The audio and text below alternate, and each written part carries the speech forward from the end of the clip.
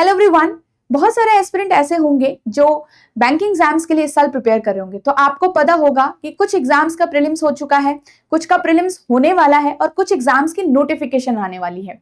तो ऐसे में अब स्टूडेंट्स के मन में बहुत सारे डाउट्स आ जाते हैं और टाइम मैनेजमेंट को लेकर चीजें थोड़ा रिस्की हो जाती हैं कि अब हम कौन से एग्जाम्स पे ध्यान दें। सारे एग्जाम्स होने वाले हैं, किसी का प्री हो है, किसी का मेंस है और अलग अलग टाइम के आपको दिखेगा कि अब हर महीने कोई ना कोई एग्जाम चल रहा है।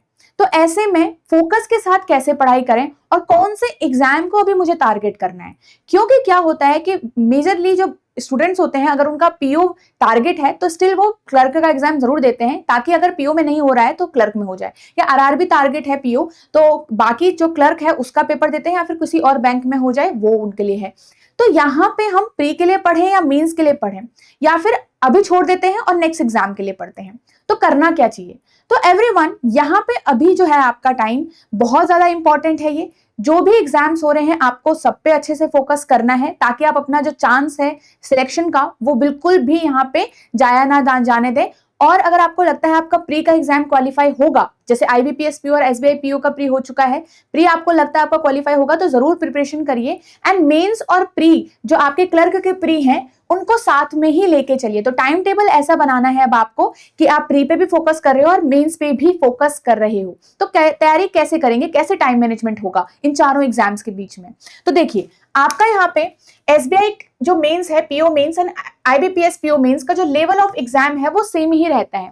यहाँ पे बहुत ज्यादा अलग नहीं है। डिस्क्रिप्टिव में भले ही आपको अलग अलग टॉपिक पढ़ने पड़ेंगे, एग्जाम पैटर्न डिफरेंट है दोनों का, बट लेवल ऑफ क्वेश्चन जो बाकी आपके सब्जेक्ट्स हैं उसमें सेम है, सिलेबस सेम है, क्वेश्चंस आपको सेम ही है, दोनों के लिए प्रैक्टिस करने हैं। तो आप क्या कर रहे हो, जब आप मेंस की तैयारी करोगे दोनों का एग्जाम कवर होंगे, जब आप प्री की तैयारी करोगे तो ये दोनों एग्जाम भी भाई भाई हैं, तो इन दोनों एग्जाम की भी साथ में प्रिपरेशन हो रही है। मतलब अगर आप आईबीपीएस क्लर्क कर रहे हो तो एसबीआई क्लर्क के लिए भी साथ के साथ आपकी प्रिपरेशन हो रही है।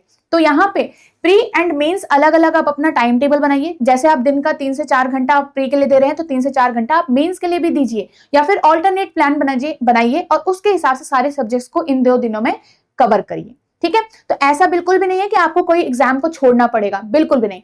इसी बीच अगर आपका आरआरबी भी आ जाता है तो ऑलरेडी आपकी तैयारी तो है ही। ठीक है, तो बिल्कुल डाउटफुल मत रहिए, खुद पे कॉन्फिडेंस रहिए और पेशेंस के साथ चीजों को कवर करिए, काम डाउन होके, कूल माइंड होके। आपको पता है आपको प्री के लिए भी करना है, मेंस के लिए भी करना है। ठीक है, so all the best everyone.